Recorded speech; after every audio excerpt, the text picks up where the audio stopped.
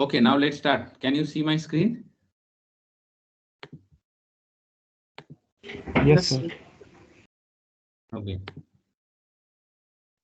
Okay, so we are at the end of measurement of resistance. So we are reading the measurement of high resistance. Megometer or megar is one of the popular methods. So one of the most popular portable type of instrument for measuring high resistance is megometer, or in short, we usually call it megar. The megar is very commonly for measurement of insulating resistance of electrical machine, insulators, okay, etc.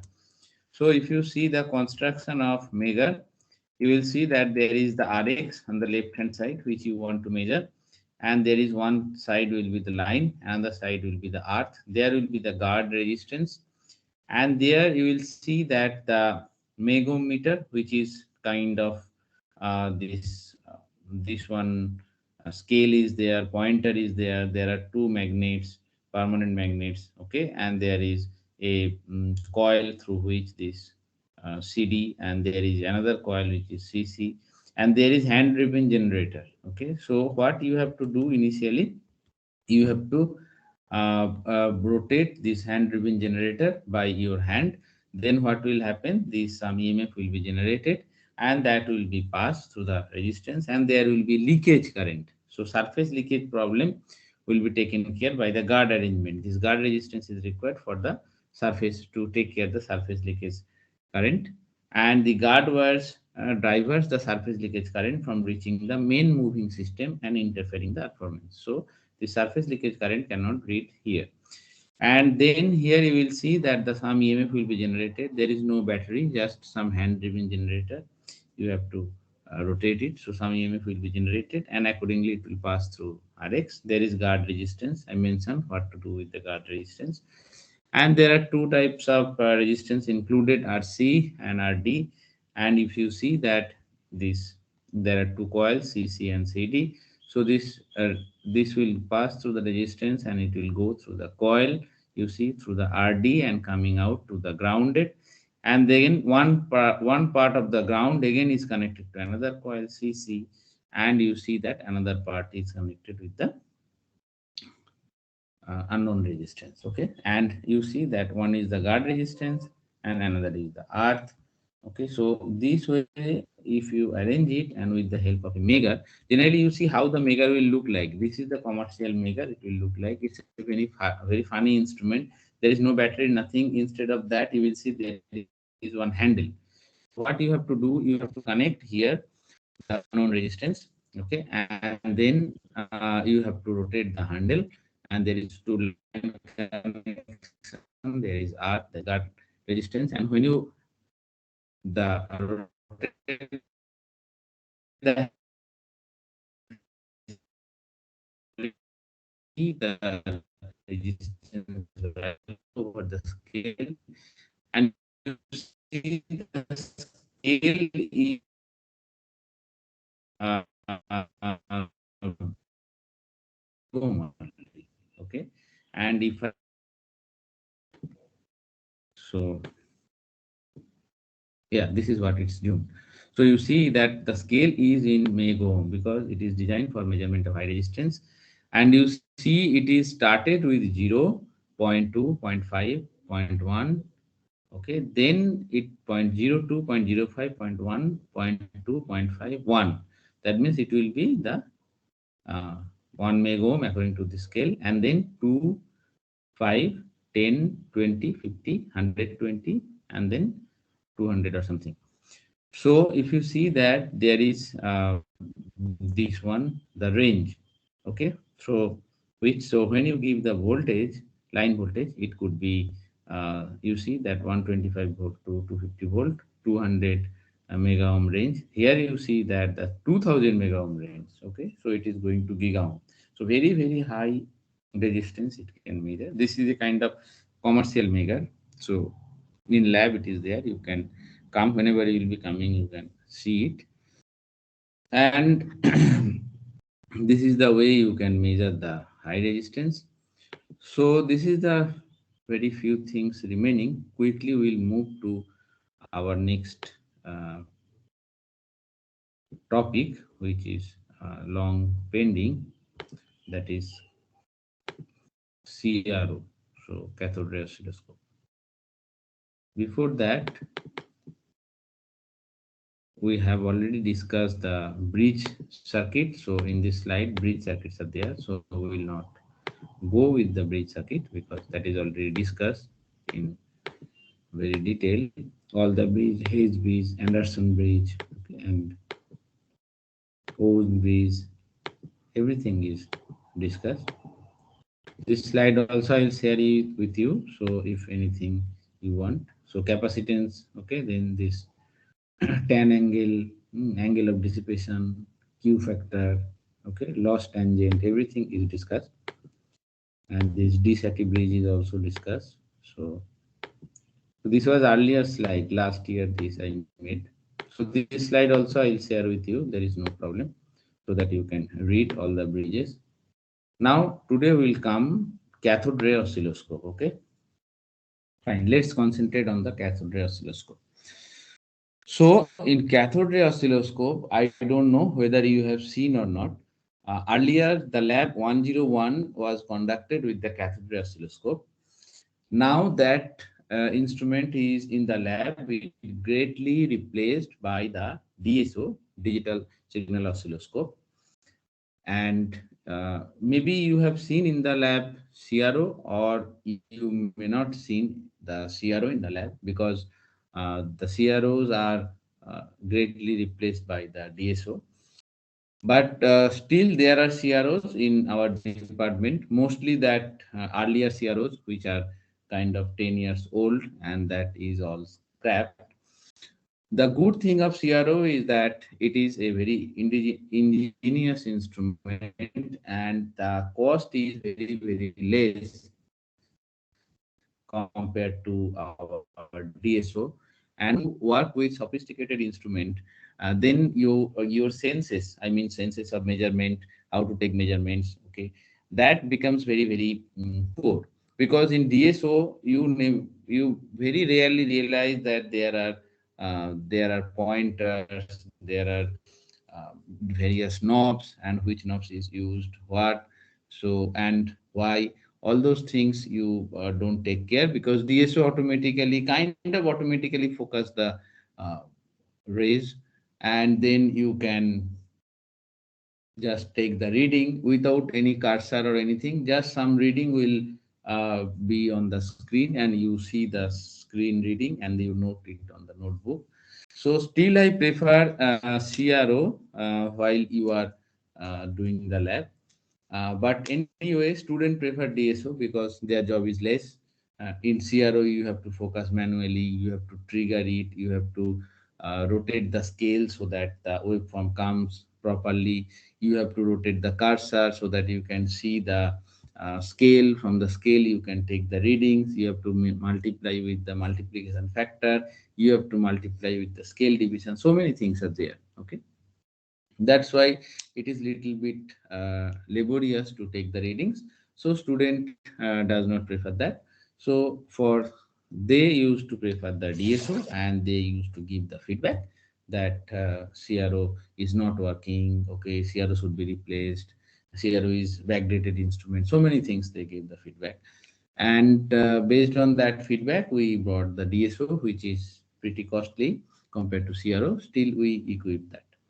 But let's come to the CRO, cathode ray oscilloscope. We need to read it in very detail because it's deal with a very fundamental topics, and the fundamental way how it can be the wave can be projected on the screen, how uh, it can be read in the screen, how the screens are getting illuminated, everything you will come to know here. So it is a very, and moreover, you know the earlier days TVs, right? That is also this based on this electron beam, electron gun, and the projection of that, and the visualization of that. Okay, so it is a very fundamental concept based on which CRO is built. So this concept you have to know, as well as the instrument CRO you have to know. So if you come to college, maybe within few months you will come and join. Everything is gradually opening, so I can show you the CRO one day and how it works. So for the time being, you can watch YouTube video or something, and here you try to understand how it works. So if you see the diagram, you will mainly see there is a big tube-like thing. You can see there is a big tube-like thing, which is called the cathode ray tube. Okay, so it's a kind of tube only, and on the top of the front of the tube, you see a kind of convex arrangement that is screened. Okay, that is screened, and on the back of the tube, you see there is one arrangement which is called the electron gun. So electron gun, electron emits and it goes through the tube and then it hits on the screen. So when there is electron gun, the high voltage supply is connected to electron gun. So if you see about the supply voltage of a cathode ray tube or CRO, you will generally plug in it to 220 volt plug, simple 220 volt plug point, and you switch on. But inside the CRO, there are two different arrangement or two different arrangement of the voltage supply. One is the high voltage supply, which is arranged to supply a very high voltage to CRO. CRO means electron gun. And there is another arrangement of supplying low voltage. Low voltage means few volt. High voltage means very high. 1000 volts, 20,000 volt, 2000 volts, like that, based on the how much the rating of the electron gun. So two types of voltage supplies are there. So high voltage supply is generally applied to the electron gun, and low voltage supply is applied to the associated electronics. Okay. So because electronics cannot withstand high voltage, and the electron gun cannot emit electron with the low voltage. So you need to have two different types of power supply. That you please note it. So you need to have two different types of power supply. One is high voltage, that is for electron gun, and that is low voltage, that is for associated electronics. Now, if you suppose there is no electronics, you have only power supply and you have a cathode ray tube. So once you connect the high voltage power supply to electron gun, what will happen? The electron gun is coated with special type of material, and as it is heated, that electron will come out from that material and it will go straight and hit the screen. Okay. So you may ask that if electron is coming out from the electron gun, why it will go straight and hit the screen to make a single point? Why it will not dispersed, scattered, and hit the screen, any point of the screen, and make a kind of blur uh, screen. And that is true, but there is a mechanism which focuses the electron coming out from the electron gun and make a point if there is no voltage applied. That mechanism will be coming soon. That is called the electron focusing mechanism. Even if you in detail we'll discuss everything. Now overall, let's assume that electron is coming out when high voltage is applied to electron gun, and that electrons are moving straight and hitting the screen. Now you see, so what do you want to measure with the cathode oscilloscope? So you want to measure a waveform. Suppose you have a square wave or you have a sinusoidal wave, which is always sinusoidal with time. The waveform is changing, but it is periodic, and the waveform is same as the time goes. Okay, so that you have to think. It can also measure DC. That will not come because CRO is not mainly used to measure DC. CRO is used to see the waveform. But here there is a catch. If I say that CRO is used to see the waveform, now if there is say any arbitrary non-arbitrary waveform which is transient, say that waveform exists for a few seconds, okay, then there is nothing, or there is a DC volt or something. Whether this CRO will show this waveform for a few seconds? No. So you cannot see the waveform which exists for a very small time. So for that, what need to do? For that, you cannot see it. Okay. So for that, what you have to do, if you want to know that if there is any waveform existing in the circuit for a small amount of time, the only thing you need to do, you have to grab the data using computer or a data acquisition precision card or using computer port. It could be serial or parallel, and you read the port and you store the data. One axis will be timestamp, another axis will be your data, which you are reading using the parallel or series port of the computer. And then know how the um,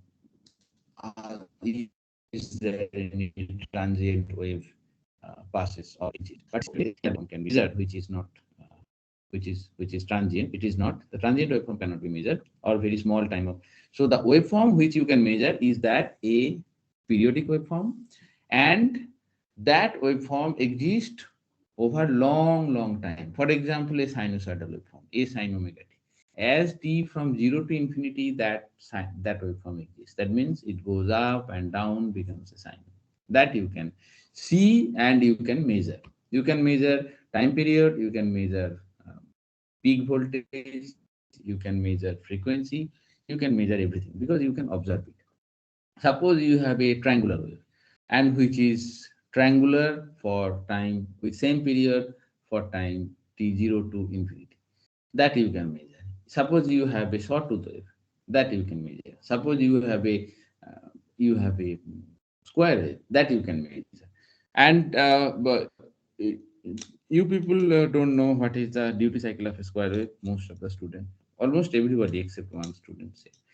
So the duty cycle means if you see the square wave, there is some time which for which the square wave is on, and there is for some time for which the square wave is on, off or the negative value. So that ratio of these two, I mean that the ratio of the on time with the full time period is the duty cycle. So if the square wave is on for the 50% of time and off for the 50% of time, it is of the 50% duty cycle. Okay, if the duty cycle increases if it is on for the more time, like that. So when I say the square wave, it is important to know the duty cycle, because it may not be always 50% duty cycle. Sometimes it happens that square wave that most of the time it is open on, and for small amount of time it is off, then again on. So it is a very high duty cycle. So you also read from the book what do you mean by the duty cycle. So anyway, so whatever I was saying, that CRO is built to see the waveform which is periodic and which is the same for all the time. Waveform is the same for all the time. Although the voltage will not be same, it will be fluctuating, and then waveform will be created, but waveform will be same for all the time, like a sine omega t, right? Now, if I say I have a waveform which is e to the power minus t, okay, which is the decaying say, can you observe with the CRO? No, because it is not the same for all the time, and you cannot observe it. So to know it, you need to grab the data using your computer, and later you read the data or see the computer file and see with time how it is changing. Then only you can come to know. Okay, otherwise it is not possible to know. So suppose another question, suppose if I give a, uh, suppose some output is coming, which is a kind of starting from zero and it is oscillating, and oscillation is dying down slowly and coming to a constant DC. If I want to measure it with CRO, can I see this transient oscillation? No, you cannot see the transient oscillation. So only when it reaches steady state, you will see. But it is not like that you have to be only DC. Any waveform you can see, but provided the waveform will be very with the periodic, and it will the waveform remains same for time 0t to infinity, 0 to infinity. So then only you can see the waveform in the CRO, and you can measure various things like peak time, on time, off time, frequency, okay, amplitude, many things. In once you can see the waveform, you can do it. So is it clear? You should not mix these two. Okay, transient and transient seeing, or a continuous waveform, continuous periodic waveform. Okay. Now tell me, is there any query up to this point? Okay, you can ask if you have query. Otherwise, I can proceed further. So now if you see again that, so input, we understand what is the input. Suppose a sinusoidal wave is the input, 5 sine 100t or something, or a square wave, or a sawtooth wave, or a triangular wave is the input. So the input is written on the left hand side. You can see the input signal. So once input signal comes, it goes to a amplifier. Sometimes input signal is very small, so few milliampere, millivolt. Okay, so you need to amplify it, and then there have one trigger circuit which we'll discuss in very detail.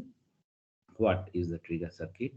Then there is some circuit which is called time-based generator. There is some circuit which is called horizontal amplifier, and there is another thing which is the vertical deflection. So the input is divided into two part. In one part, there is a vertical amplifier, and then delay line, we apply the input to a horizontal deflection plate. So now let's say if the horizontal deflection plate you give some voltage, then then if there is no voltage of this horizontal, there are two plates. One is horizontal deflection plate, another is vertical deflection plate. Okay, so yes, this is vertical deflection plate and this is horizontal deflection. Suppose there is no voltage applied to vertical deflection plate, only voltage applied to horizontal deflection plate. So what will happen? If there is no voltage applied to both the plates, what will happen? The electron will come out, and some mechanism electron will be focused and it will come straight and hit on the point 0, 0 to the screen. And screen has some material coated, and the material will glow once the electron hit the screen. So what you will see, if there is no voltage in the vertical plate as well as in the horizontal plate, you will see the point, you will see a point, small dot on the screen, which is at the 0, 0 position. Now suppose you give some vertical voltage at the vertical deflection plate. Then what will happen? Then this waveform will not be at 0, 0 position. It will move, but how it will move? It will move on the y-axis. So if you give some voltage on the vertical plate, based on the voltage amplitude, this point will go up or down. Okay. And suppose there is no voltage in the vertical deflection plate, you apply the voltage in horizontal deflection plate, then what will happen? This dot will move on the left and right. Okay, that means on the x-axis. And when you will give the combination of that, then this dot can move in different coordinate, x, y, z. In first quadrant, second quadrant, third quadrant, fourth quadrant, based on the voltage you give in the vertical and the horizontal deflection plate.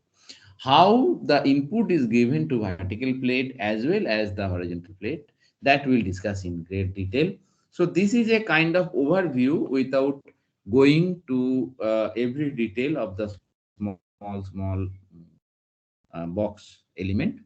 And now we'll go to every box element. Now if you have any query, you can ask. So overall, the takeaway point is like that you have an input which is varying with time, but it is a periodic input, and the waveform does not change for time 0 to infinity. Such waveform you can observe through CRO, cathode ray oscilloscope. So, and then you have an electron gun from where the electron is coming out. You have to apply high voltage supply.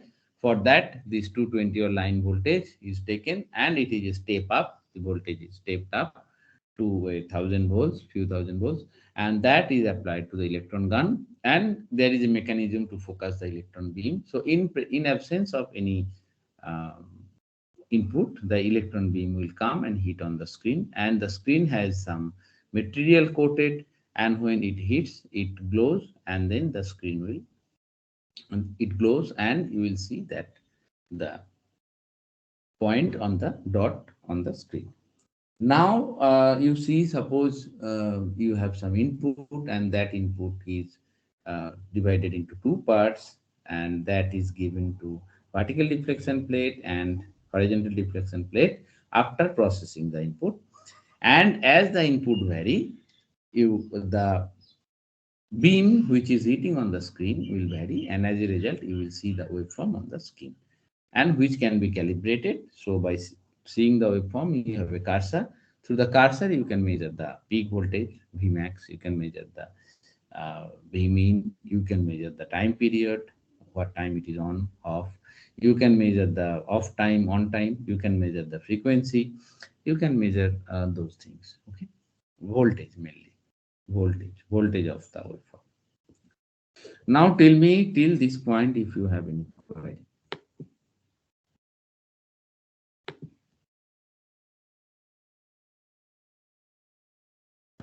So, Yes, can you repeat that part again when no voltage is given to the vertical deflection plates and horizontal deflection plates?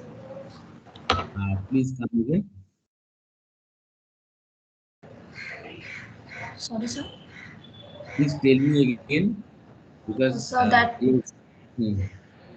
so when no voltage is given to the vertical deflection plates, you told a point will be observed at 0, 0 position.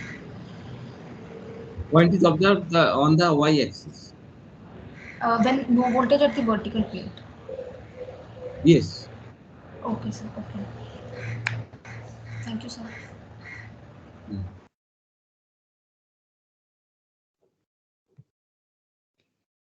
Okay, now if you are not asking anything, then let's proceed further. So if you give voltage on the vertical deflection plate, the beam, the point will be observed on the y-axis.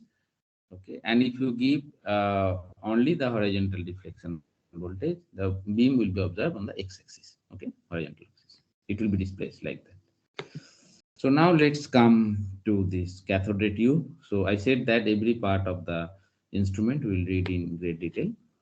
So now let's say that cathode ray oscilloscope. So you see that this is a kind of tube, and front part of the tube is a fluorescent screen, and it you see that it is a circular, so it may not be always circular. So front part fluorescent screen, it can be square type also. There is no harm in it, but the back part is a kind of tube. Okay, so now you see in the cathode tube there is one cathode which emits the electron, you know that, and there is a grid surrounding the cathode, and grid controls the grid. You can give some voltage to grid, and based on that grid voltage, it controls that how much electron will come throughout of it. So if you give the grid voltage little bit negative, then electron will come less. And then what will happen by controlling the grid voltage, you can control the intensity of brightness on the screen, because if you control the grid voltage, the number of electrons stream coming out from the electron gun will be controlled, and based on that you may get the very high intensity display or low intensity display. Generally the display is kept not very high, because if the electron gun, so many electrons are coming and it's hitting, so it may damage the fluorescent property. So that's what it is recommended, that little bit dim kind of display we prefer, and not very intense display we used to do. Now you see after the grid there is two accelerator anodes. Okay, what is that? So accelerator anodes basically accelerate the electron beam, electrons which are coming out from the grid. So if suppose some electrons are coming and it has not that much velocity to reach the screen, so then screen will not get the electron and it will not be illuminated. So for that we need to accelerate the electrons. So whatever electrons are coming out, we accelerate it, and the electrons are accelerated so that it reaches or they reach on the screen of the fluorescent screen of the cathode tube. Now, after the two accelerating anodes, in between there is a focusing anode. Okay, so this focusing anode is a kind of, if you know that suppose some light is coming and you can use focusing mechanism so that the light beam get concentrated and focused on the screen. So similar thing is applied for the electron beam. So this focusing anode, what it does, So it focuses the electron beams on the screen. So there will be one knob connected with the focusing anode to output. So that knob you can vary. Suppose you see that the electron beam is not focused and it is a kind of dispersed. So that knob you can move so that you will see that it focuses the beam and the beam is a very concentrated and point kind of thing. Okay, that you can see. So now after the anode and the focusing anode and the accelerating anode, you will see that there are two plates. One is Y plate, which is for the deflection on the Y axis. Another is X plate, which is for the deflection in X axis. So now here is the summary. So based on the voltage on the electron cathode, the electron gun emits the electron, and there is a grid. So grid controls that how much electron will come out from the electron gun. And after the grid, there is accelerating anodes, which accelerates the electron coming out from the grid. And there is focusing anode, which focuses the electron on the screen. So uh, by changing the focusing anode voltage, what you can see, you can focus the electron beam on the screen so that you will get a very pointed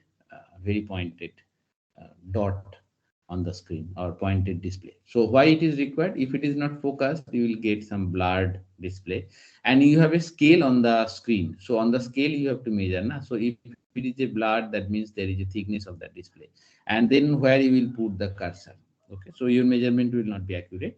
So for that reason, this uh, focusing anode is done, and you have a knob outside in your panel, and by changing the knob you can focus the electron beam. And there are two plates, one is Y plate, another is X plate. So if you give voltage on the Y plate, the electron will move up and down on Y axis. If you give voltage on the X plate, the electron will move uh, right and left on the mm, X axis. Okay, so this is a kind of cathode ray tube, which is the main part of the oscilloscope.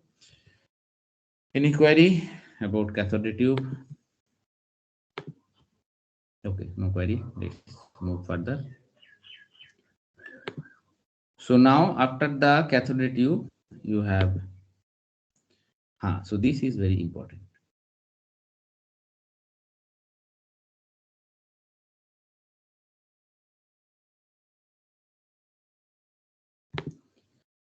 So if you see, this is very important. Suppose how this screen will be deflected.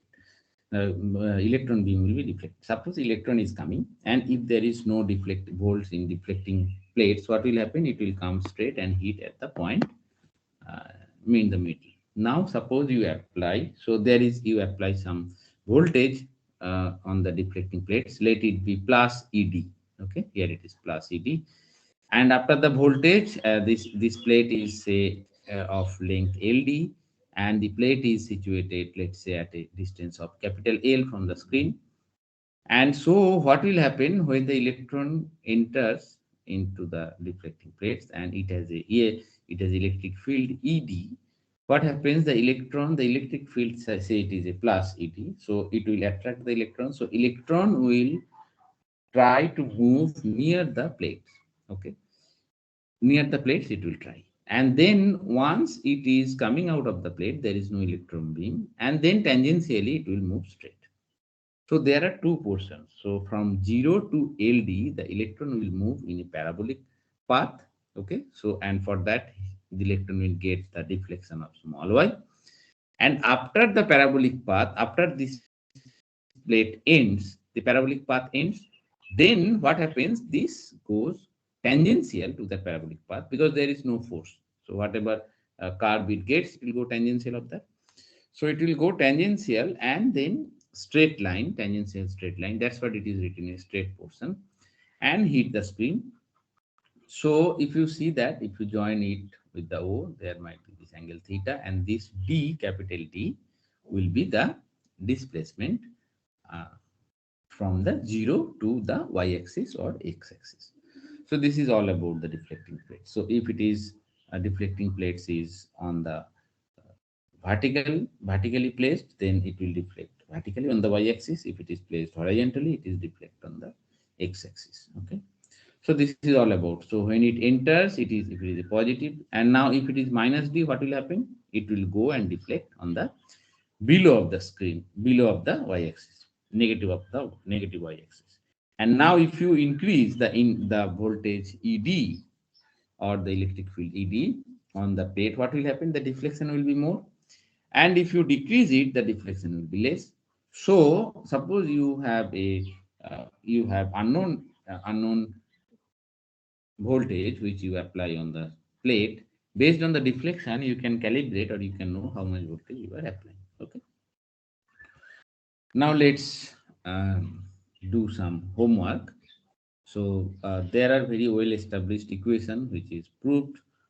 So I am not going to prove that, but you have to do it as a homework so that in exam, if I ask or if I ask you to write, so you can derive it without copying from other students. So if EA is the voltage of the pre-accelerating anode, it's in the volt. E, small e is the charge of an electron, whose unit is coulomb. Theta is the deflection angle of the electron beam, which unit is radian. VOX is the, you see the VOX, is the VOX, this one is the VOX. Okay. So VOX is the velocity of the electron when it is entering the deflecting plates. So it could be meter per second. ED is the potential difference. See, ED is written here. This one, ED is the potential difference of the deflecting plates, and small d is the distance between the deflecting plates, which is in meter. Small ld is the length of the deflecting plates. See, this small d is the distance. Small ld is the deflecting plates length. Capital L is the distance between the screen and the middle of the deflecting plates. Small y, here is the small y, you see.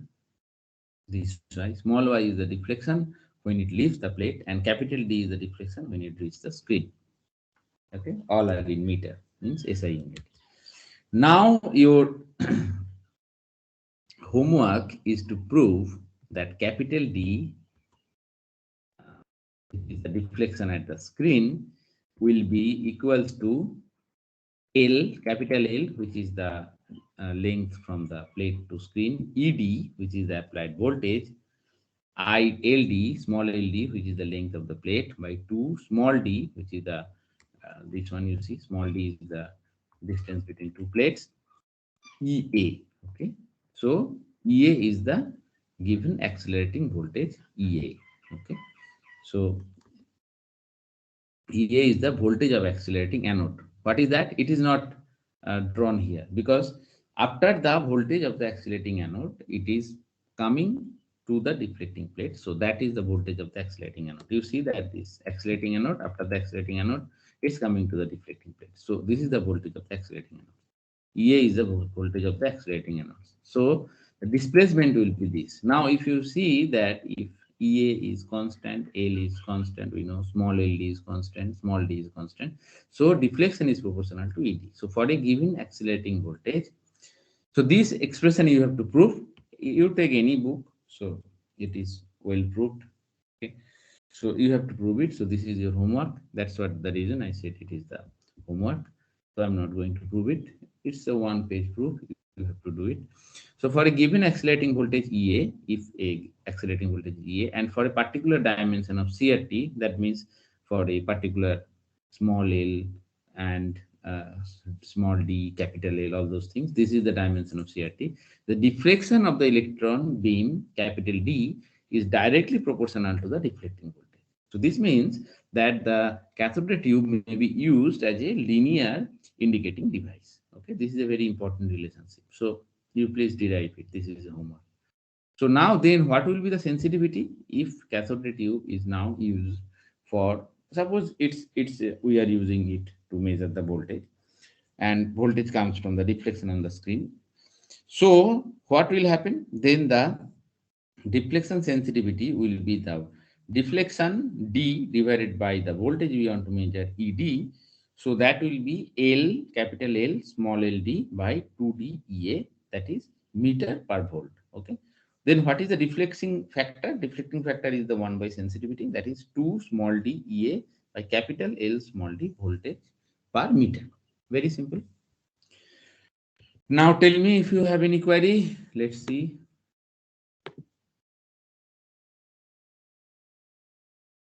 Okay, till now no query. Very good. So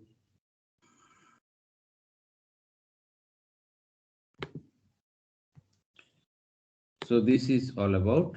So one homework.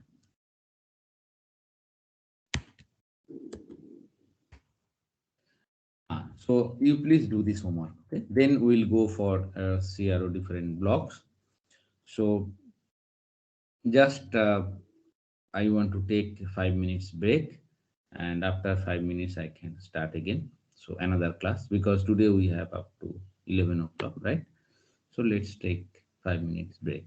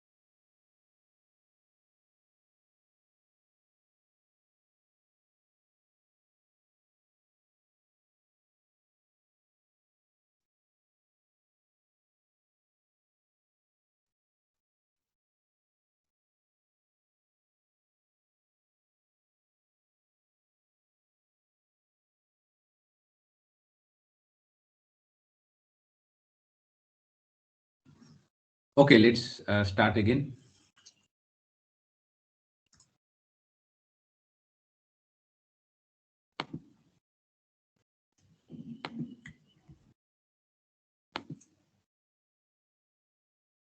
So now you can hear me, right? Yes, sir. Okay, let's start.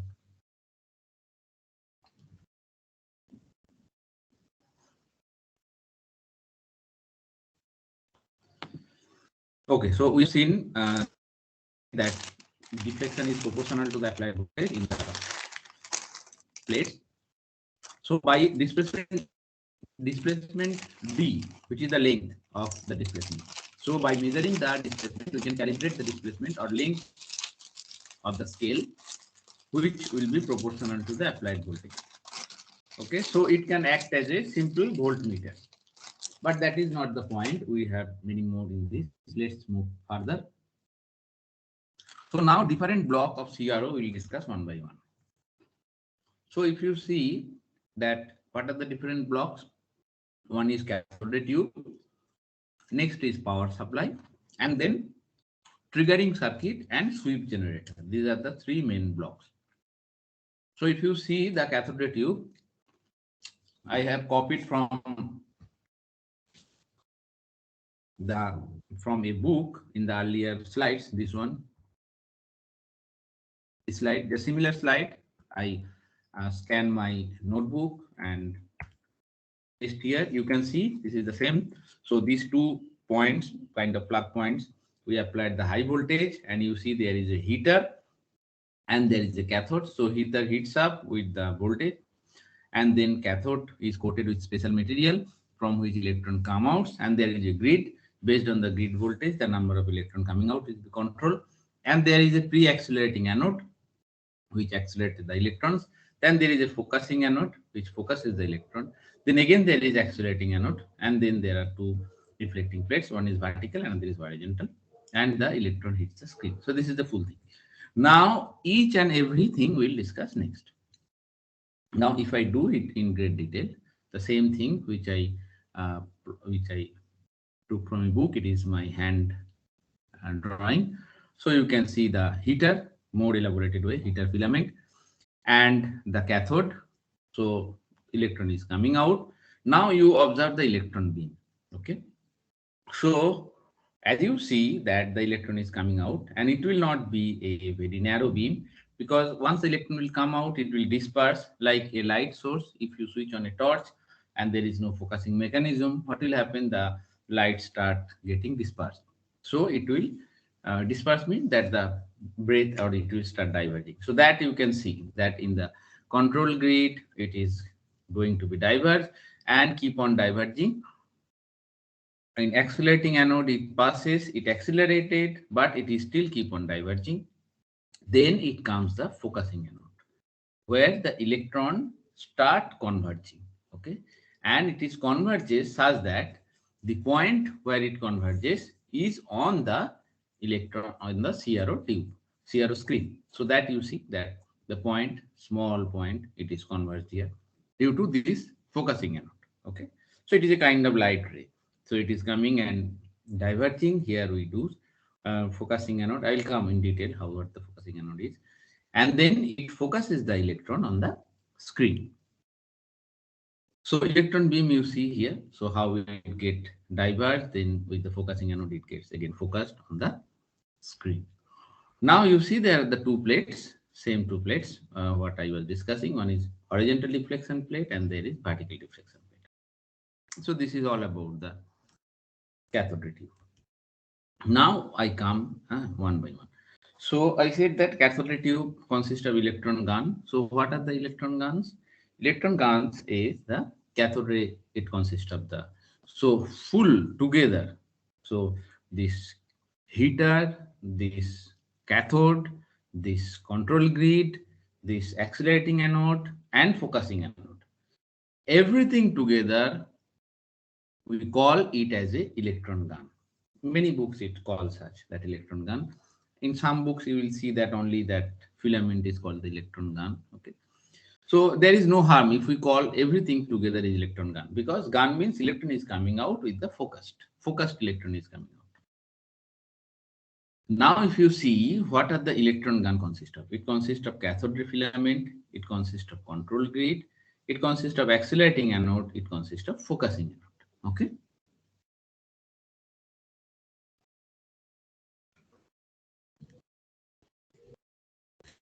Now see how this thing will be focused. Now you see that here you concentrate.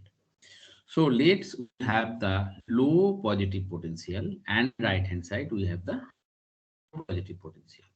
Okay, then field lines, how it will go? It will go from the higher positive potential to lower positive potential, and the field line will be kind of not full circle, kind of circle.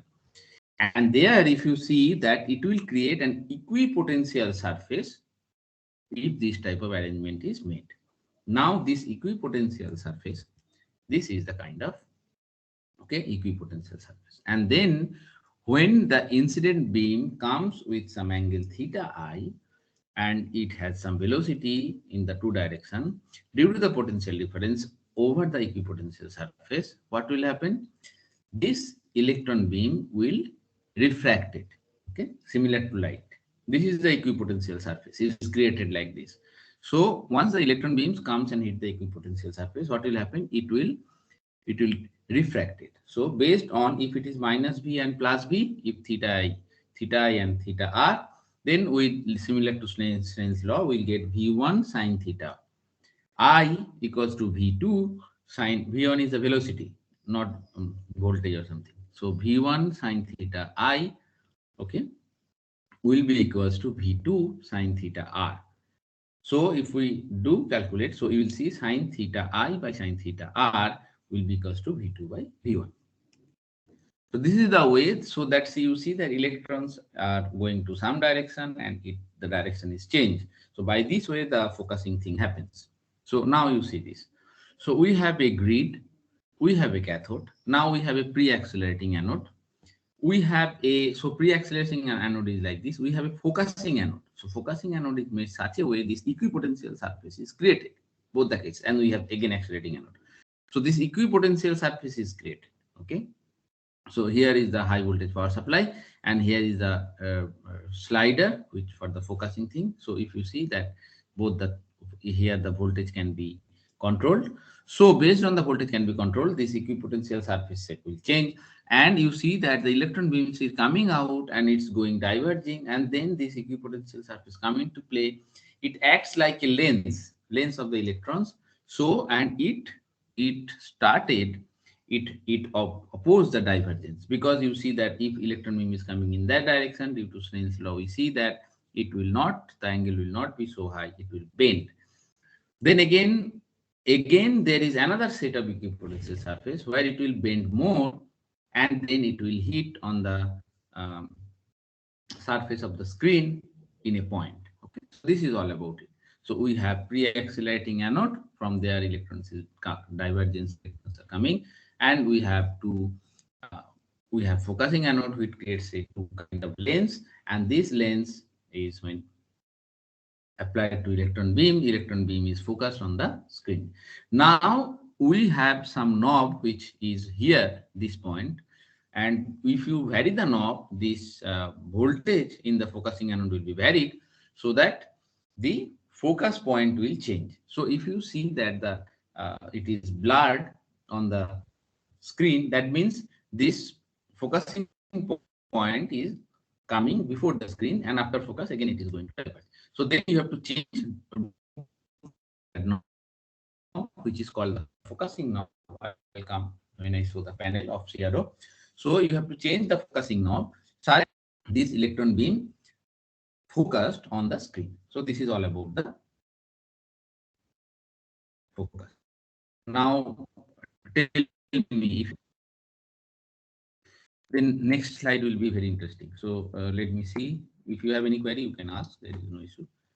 Or if you have any query, you can write also. Okay, I think there is no query. So all of you understood it properly. Now then move forward. So now in the screen, it is very interesting. So where is our screen? This circular thing, circular, and inside that there is, you see that there is a box. So this is our screen. Now, once this focused electron beams is achieved, now focus our concentration, now concentrate on the plates. So you see that there are two plates, two set of plates, and one is vertical plate, another is horizontal plate. So vertical plates are placed on the vertical, horizontal plates are placed on the horizontal, that means x-axis, and there are two vertical plates where you apply the voltage plus and minus, EMF or voltage is applied, and there is two horizontal plates where also the voltage is applied. Now these figures are very important and interesting. You see the leftmost figure, top left. This figure. So here what is happening? No voltage.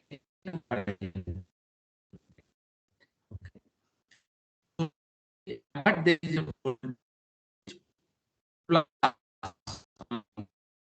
V1 minus V2. So if there is no voltage in horizontal plate, the dot, focus dot, will not move to the horizontal.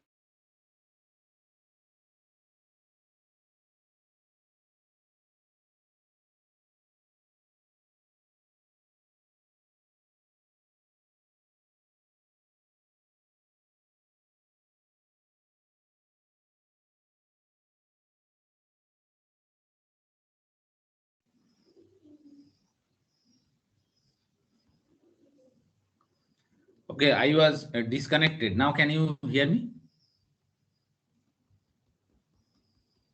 Yes, sir. Okay, fine.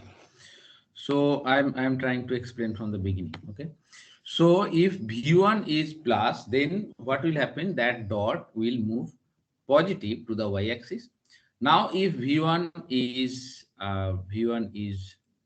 minus, what will happen? This one you see, and there is no voltage on the horizontal plate. So then the dot will come to the negative y-axis.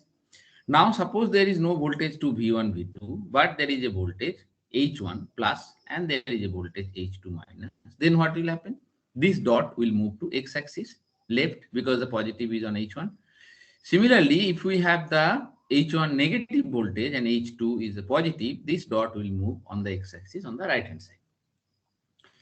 Now, if you see, suppose if we give all the voltages, so plus on the top, minus on the below, means V2, then H1 is the positive and H2 is the negative. Then due to this V1, V2, it will move up, and due to H1 issue, it will move left. So as a result, it will be the resultant of this deflection, x1 square plus y square, y1 square square root. As a result, you will see the point at some corner or on the left quadrant, single point. Similarly, if you have the plus on H1, minus on H2, plus on V2, minus on V1, then the point will go left, go on the third quadrant. Similarly, if you have this arrangement, positive on H2 and positive on V2, then it will go to the fourth quadrant. And similarly, if you have positive on H2 and positive on V1, it will go to the first quadrant. Okay. So, but still you are getting a dot. You are not getting any continuous waveform. Okay. Now, suppose, so up to this it is clear, first 8 figures. Now, suppose you are giving, instead you are giving no voltage to H1. Okay. You are giving no voltage to H1 and H2. Both are grounded, 0 voltage. But you are giving a sinusoidal signal to V1 and V2. Okay. So sometimes it will be positive, sometimes it will be negative. So it will go up and down. So here the signal is there is no negative part. I gave some bias. So all the signals are positive. So and it can be 0. So sometimes the dot will move on the plus y direction. Sometimes it will come and go to 0. Then again it will move to y direction plus. But as our eyes cannot distinguish two events if they occurred within 1/10 second, because I had some inertia and latency, you will see it continuous. So as a result, as the dots are moving, you will not see the dots are moving because it is very quickly moving, and it will superimpose, and you will see that a straight line, you will see a continuous straight line on positive y-axis. Okay. Similarly, if you give this one, okay, signal on the V2, you will see a movement of y on the negative y-axis. Similarly, if you give a signal like this, you will see a continuous straight line on the negative x-axis. Similarly, if you give this, you will see a continuous straight line on positive x-axis. Okay. Now, similarly, if you give a signal which has the zero mean and some positive is there, some negative is there, you will see a continuous line on the y-axis, which will be both on the positive and negative. Similarly, if you give a sinusoidal perfect AC, or even if you give the triangular wave, okay, so you will see a continuous line on the x-axis. Here you will see a continuous line on the y-axis. Here also you will see a continuous line on the x-axis. So, but still you are not seeing, so based on, even if you give the sinusoidal wave on the horizontal or vertical plate, you are seeing a straight line. Nowhere you are seeing a sine wave. Okay.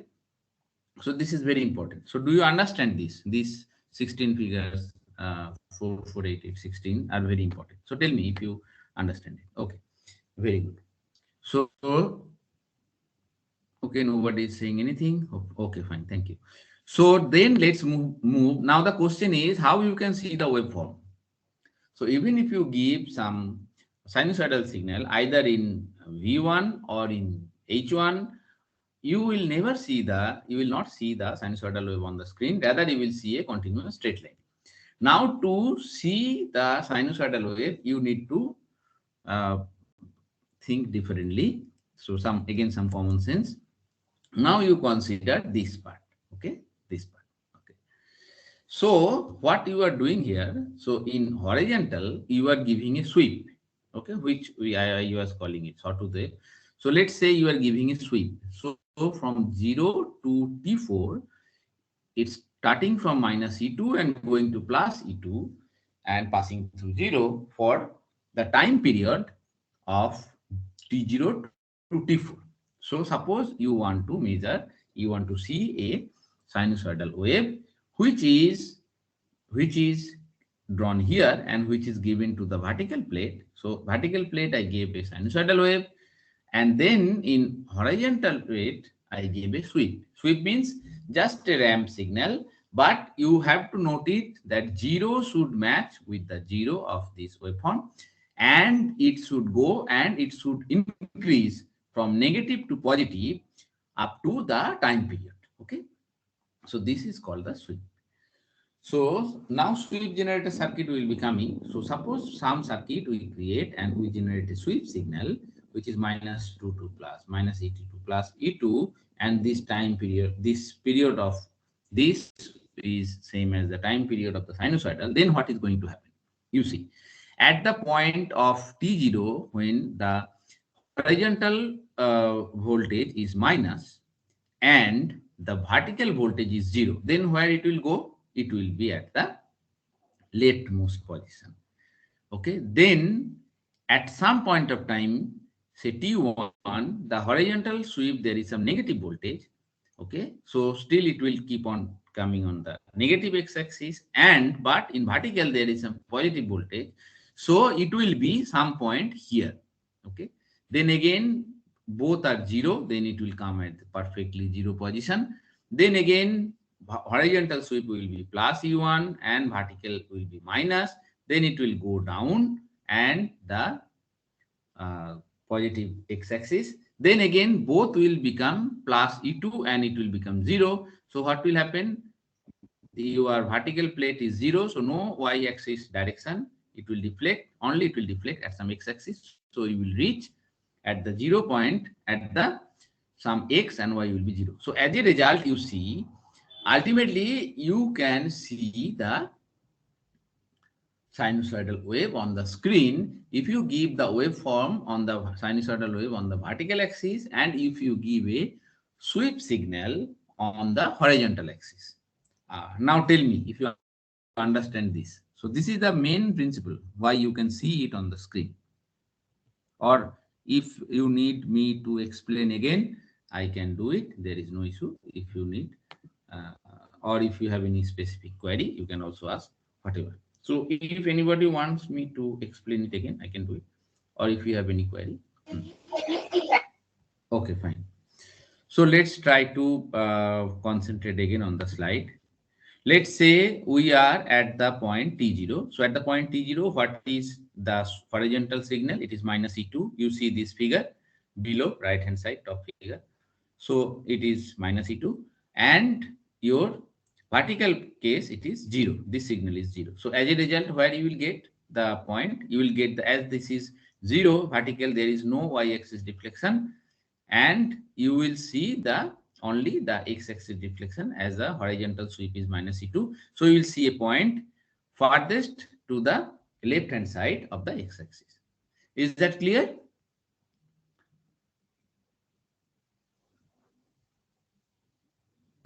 Yes, sir. Yes, sir. Okay, then if you see at intermediate points where sweep is still negative, but you have a vertical waveform, that means you come to this point. So you have vertical uh, plate, you have a positive, and horizontal plate, you have a negative sweep. That means y-axis due to vertical plate, it will go to deflect the plus y-axis, and due to the horizontal sweep is still negative, it will be minus x-axis. As a resultant, you will get some point here. Again, if both the point will be 0, you will get the point as the 0, 0 point. Again, when your horizontal sweep will be positive, then what will happen? You will get deflection on the plus x-axis, and as the vertical waveform is negative, you will get deflection on the minus wave axis. As a resultant, you will get deflection on the third quadrant. And then when both will be positive, horizontal sweep will be positive and vertical sweep will be 0. So horizontally it will move to the plus maximum plus x direction, and vertical there will be no. And intermediate, all the points will be deflected such as. So as a result, you will see a sinusoidal waveform on the screen, which is a replica of whatever you are giving to the vertical plates. Okay. So this way you can see if you can generate a sweep signal and apply that sweep signal on the horizontal plate. You see the first slide I was saying that you have a sweep generator. First slide. Yeah, so here I was saying, so you have a sweep generator. Where is the sweep generator? And that your sweep generator is not written. Okay, fine. I'll come to here. And that you are giving that sweep to the vertical axis.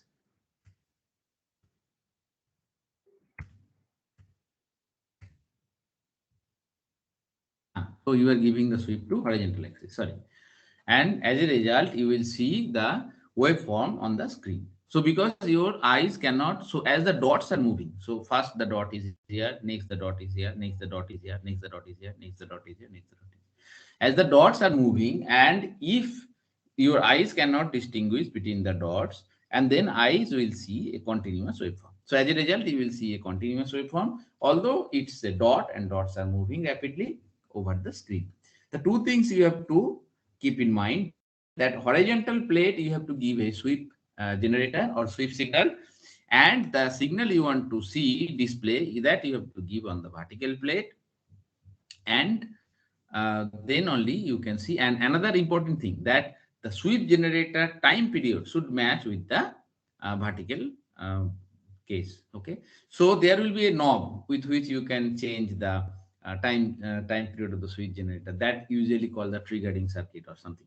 So, and that knob you can change so that it can match with the either the time period or multiple of the time period. Okay, if multiple of the time period, then also it is fine, because then it will, instead of one single sine wave, it can show the two oscillations. Okay, or if it is multiplication of 3, it will show the 3 oscillation, like that. So as a result, you will see the display of the waveform whichever you are giving in the vertical plate. Okay, is that fine? So it is very important concept actually.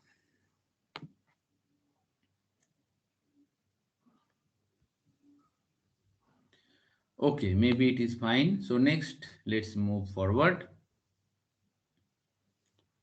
So you see, we move forward.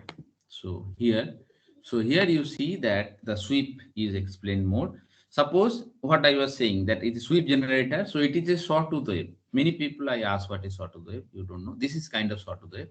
So you see that here, as the sweep generator time period is same as the time period of the vertical input signal, you will get a display of a single, okay, single wave. Here you see that it is the time period is the twice. So I said that it should be multiple of that. Okay, so if you see the twice of these, here you see that it will be the two sinusoidal wave, means full wave. So 1 and 2 will be displayed on the screen. If it is the thrice the time period of it, it will be 3 and more. So based, but the sweep generator time period should be multiple of the time period of the vertical input signal. Then only you can see the signal.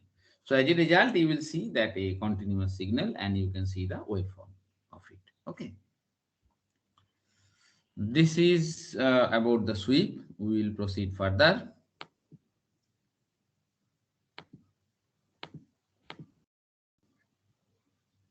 Yeah, so at least CRO today we finish. Okay, next let's move to CRO now, mode block diagram. So we have a cathode ray tube like this. Okay, fine. And then both the one plate of the horizontal and another plate of the this, we ground it, and there is a input signal, and we have a vertical amplifier, and we give the input signal to the vertical plates. You know that is the what, because this input signal is again grounded, and this ground will go to this ground. Ultimately, you will give the input is a vertical amplifier. Now you have a this is the input. Now here you see you have a triggering circuit, okay, which there is a knob going out. So in the triggering circuit, you have a Smith trigger, you have a RC differentiator, and then it will go to sweep generator, okay, and ultimately the sweep generator circuit will go to the sweep generator circuit will give you the sweep signal, and this signal will go to the vertical amplifier. Okay, so this is all about now. And you have a power supply, so this power supply will go to everywhere, because your vertical amplifier means power supply. This is a small power supply for electronic circuit. Your Smith trigger needs the power supply, so power supply go here. Your horizontal amplifier sweep generator will go to the power supply circuit. So everywhere this small voltage will go. So this is for the electronics part, low voltage LV, and ultimately you will get the display of the signal. Now the important thing is that how you can generate a sweep signal. So this is again an electronics assignment. So here is a circuit which is showing that simple sweep generator. Okay, with this circuit you can generate a sweep signal very simple way. How you can do it? So suppose you have a amplifier, you have a transistor Q1, not amplifier. You have a transistor Q1, and you have a VI which is input, and you are giving VCC with the R, and the collector is connected with the capacitor. So now here and then you give the VI this signal, a square wave definitely with very small on time. That means very small duty cycle. So you give VI this signal. So now see, let's think about it. So at this point, initially the input signal will be 0. So when VI is 0, what will happen? The capacitor will charging through the resistance R and C from the voltage VCC. Again, you note. So when you have the signal VI is 0 is applied, then what will happen? Then the capacitor is charging from VCC through the resistance R and C. So how the capacitor will charge? It will rise e to the power minus TC. So it will rise exponentially. Now at this point, VI is something. VI is not 0. So capacitor is fully charged. Now Vi is on. When the Vi is on, what will happen? Then capacitor will discharge. Okay, when the Vi is on, then the capacitor will discharge quickly, very quickly. That means when transistor is on, it gives the low resistance path to discharge. When the transistor Vi, there is no Vi, the transistor is not on, so there is no resistance path. Okay, only this air leakage resistance. So capacitor will charge. And then once capacitor is charged, then Vi, you are giving some voltage, then then the transistor is on. So capacitor will get the path to discharge very quickly. So then capacitor voltage will fall. After very small amount of on time of Vi, again Vi will be off. So capacitor will keep on charging. After it charges, again Vi will be on. So capacitor start discharge, and then it keep on going. So as a result, you will get a kind of triangular wave where right hand side you see the figure.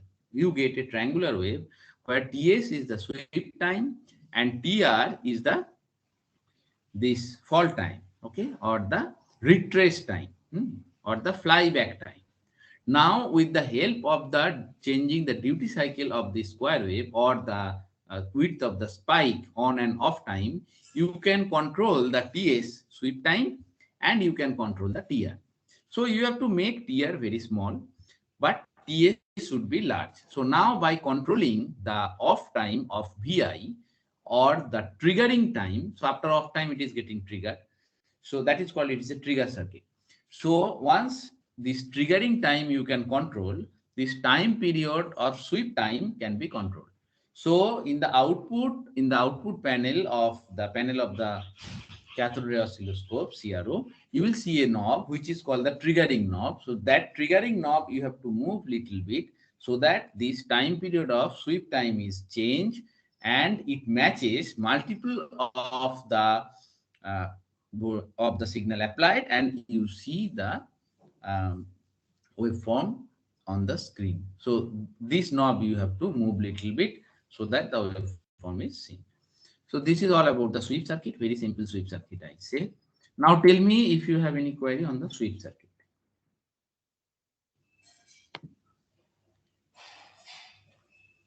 Okay.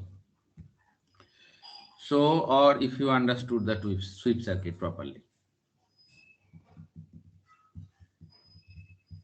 Very interesting. So everything I'm trying to explain in very detail.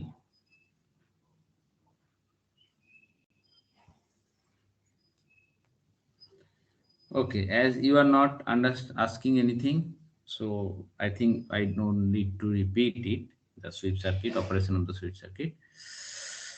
Okay, then let's move forward.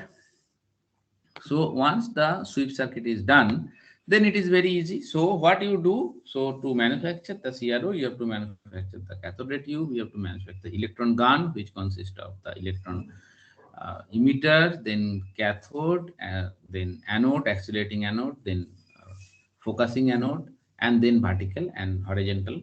And in vertical, you give the input signal amplified, and in horizontal, you give the sweep signal after generating like this. And then ultimately, you coated the screen of the CRO with some fluorescent material so that when electron hits it glow and you see the waveform. This is all about it. Now, if you see the panel, it will look like this. Okay. So you see, so these are the division. Okay. So this is the scale. Now, suppose you have this voltage per division. So here you have to change. So you have to change this voltage per division such that your waveform is displayed very nicely inside the screen. And once it is displayed, you know that what is the voltage per division. And then suppose you want to know the peak voltage, and it is here. So you measure one scale, two scale, and let's say 2 point it goes. So 2.2 scale. And if you have the voltage per division is 0.1, then you multiply it with the 0.1 voltage per division. That means you have 0.22 volt as the input, as the waveform peak voltage. Okay, like that. So here is the time per division. You see, you have to move the time per division in such a way that your time is signal time display is proper. So here from here you can measure where the signal is starting and where it is ending, and from there you know the scale. You multiply the time per division, you know the time period From there, you can know the frequency of the input wave. Okay, so you can see the input wave, you can measure the peak voltage, you can measure the frequency, you can measure the time period. And there is another thing, generally the CRO consists of two channels. So you see one channel, you see the two channels. So this is the probe for crocodile clip, probe for channel 1, probe for channel 2. So you can attach this probe, and probe have 2 points where you have to measure the voltage waveform. You have to attach the probe there. So you have a two channels. That means two simultaneous arrangements are there. So that here two input voltage waveform can be displayed. Okay, that is all about it. So two input voltage waveform can be displayed. Okay. So now if you see here, you see the intensity. So here you can control the intensity. Here you see the focus. Everything I was telling, right? So through this you can control the focus thing. Okay. And then there is some triggering circuit. I was searching where it is. Here it is AC/DC ground. This is fine. This is X position, Y position. So Y position can be controlled. You can move the say displayed signal up and down. And then why do you need? So sometimes you make it grounded, or then you will see that your signal should show the zero on the zero line. That means you don't have any bias in measurement. Then you give the signal so that you can measure the input and output. This is power on and off. This is all about it. There is one triggering circuit. I don't know where triggering going from. Let's see if I see this here. Y position is there. Volt per division. This is for channel 1. This is for channel 2. AC/DC grounded. This is time for division. Fine. This was the triggering input. Yes, you see. So here you can change the trigger point so that it can come and display properly. Okay. This is intensity. This is focus. This is one, power on and off.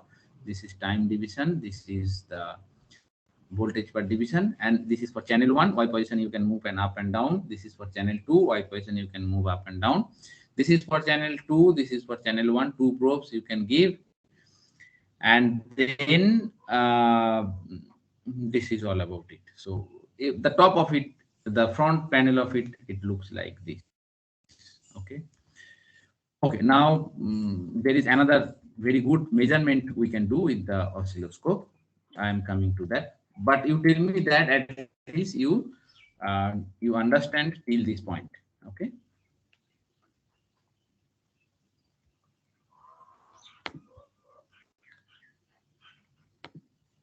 Okay. So.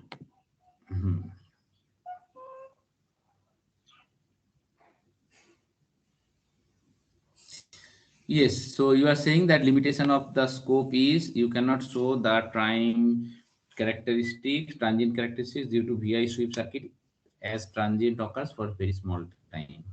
Yes, it cannot show the transient characteristics, transient waveform. Definitely, it cannot show, but none of the instrument can show like this because it's transient. Okay, so for transient, you have to capture it, store the data on computer, and then see. Okay. Okay.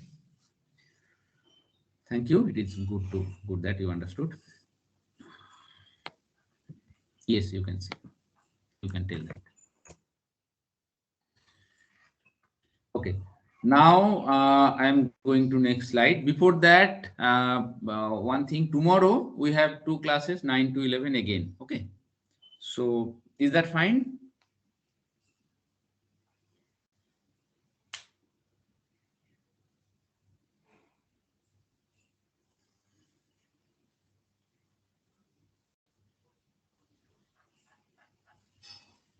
Say something. Tomorrow 9 to 11.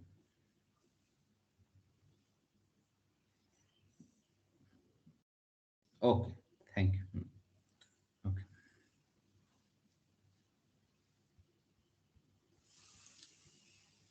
Okay, thank you. So then let's go to slide again.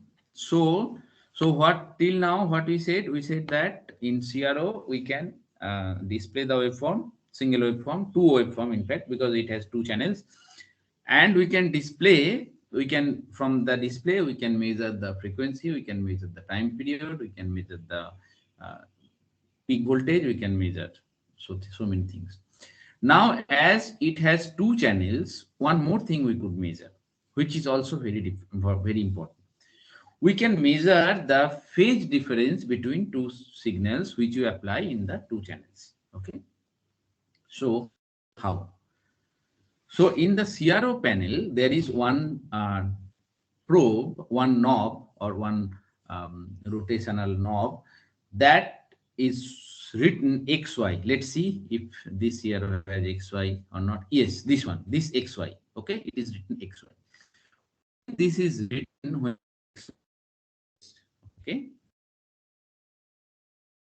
on the XY, then what it does, the first signal and the second signal are superimposed. Okay, and as a result, if you know the two signals are superimposed and if they are sinusoidal, it creates a Lissajous figure. Okay, so it can be proved in many book. You will see, suppose a signal A is A sine omega t plus omega t, another signal is A dash sine omega t plus theta, and if both are superimposed, it creates a Lissajous figure. What is Lissajous figure? Lissajous figure means if it is superimposed, you will see that the output will be like this. Either it will be on line, either it will be ellipse, okay, or different orientation, or it will be circle, or it will be line of different slope. So if, again, I am trying to say in a summarized way, if you have two signals, two sinusoidals applied in the two channels and you press the XY button, that means these sinusoidals are superimposed, and as a result of two superimposed signals, you get a resultant waveform which is called the Lissajous figure. And Lissajous figure can be either straight line or ellipse or circle with different orientation. And by seeing that, I'll come to you, you can determine the phase difference between the two signals, two waveforms. How? So here it is explained. If you have to know, or if you have two sinusoidals and you can get a straight line, you can get a circle, how you can get that is explained. And here also it is explained how you can get a ellipse, get an ellipse. Okay. So suppose you have a horizontal deflection. Instead of sweep in, you give the horizontal deflection like this, and in vertical deflection you have either this or this or this or this or this voltage. Now you see, if theta equals to 0 or phi equals to 0, that means there is no phase angle between two voltage, then two will superimpose and it will create. So basically it will match both the and then straight line, okay, of like this. Now if you get a straight line of different orientation like this, then your phi could be 180. That means just opposite way. And if you think very quietly, and how you are giving a horizontal deflection of this and vertical deflection of this difference, and you calculate point by point where will be the deflection, you will see this when the phase angle is 0 degree or phase angle is 180 degree. Okay. Now suppose if you are getting of thing, that means your phase angle is 30 degree. I cannot say, because how it will be 30 degree I will come. Let's say it is a small positive or very large positive. How we are getting 30 or 330? Because if you subtract from 330, so either it is 30 or 330. If this is like that, either it is 60 or 300. If this is circle, either it is 90 degree phase difference or 270. If it is ellipse of different, it is 120 or 240. Small ellipse 150 or 210. Now you question, I am saying this typical. So now you may ask that, for how do you calculate the angle? That is the question. Let's go to the these slides. Okay. So now suppose you give the two sinusoidal of different phase and you press the sinusoidals of two different phase, and you press the XY signal. And as you press the XY signal, you will see that you will generate a axis like this. You will generate a ellipse like this, and from there, from the slider, you can calculate the Y2. You can calculate the X1 and calculate the X2. Now, from this, if you take the ratio of it, you will get the angle. Okay, so by knowing this, all the intersections, maximum and this, where it is or X1 or X2, you can calculate the ratio out, and from there you know the phase difference or the angle. Okay. Okay, so fine. So maybe lot of things we discussed. We can stop here to continuous classes. Where I end today, I can start from there tomorrow. So tomorrow we will be meeting at 9 to 11, right? So now we can end here, and it is 10:50. You might have another class. So let's meet tomorrow and we start discussing from where we end today. Okay, is that fine to all of you?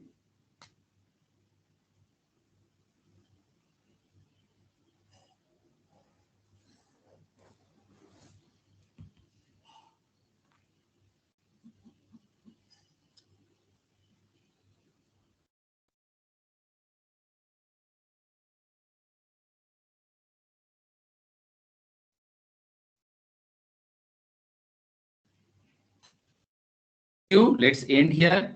So tomorrow again we start the class from 9 to 11. Thank you all of you for coming to the class. So it's a long class.